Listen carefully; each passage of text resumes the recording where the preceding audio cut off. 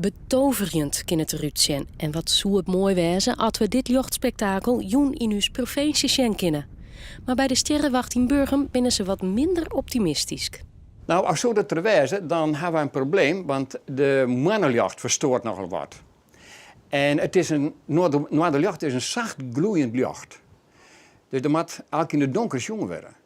Maar ja, nog is kind man, hè. En die poetst dat jacht als het ware voort.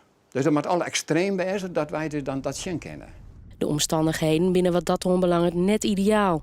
Doch zullen een prottemeesken joen de loft scherp in de gaten houden, zei de verwachting. Een tip hoe je dat het beste ompakken kunnen. Maar wat met joen het zien? Geen boetenta, daar waar het goed donker is, met een goede horizon. En zo je groen, red gloeisel op de horizon.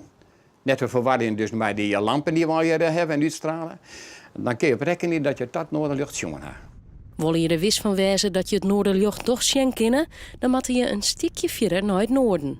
In Noorwegen is de grootste kans om een kleurrijke hemel te bewonderen.